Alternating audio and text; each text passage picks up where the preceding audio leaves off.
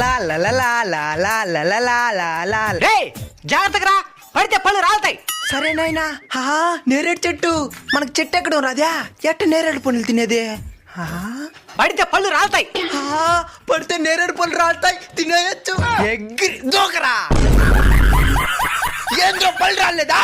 నాయన అబద్ధం చెప్పేశారా? నాయన నాకెందుకు అబద్ధం చెప్పినావో? ఈ చెత్త కుప్పలు దొరికాడని తెలిసిపోయిందా? సారీనయ్యా, నువ్వు చెత్త కుప్పలు దొరికినావని చెప్పలేదా? చెత్త కుప్పలో దొరికినానా? అవునాయినా, ఇంత అందమైన బిడ్డని చెత్త కుప్పలో పడేసారా? వాళ్ళు మంచిగా పశువులా? వాళ్ళని పశువులతో కూడా పోల్చకూడదు నైనా.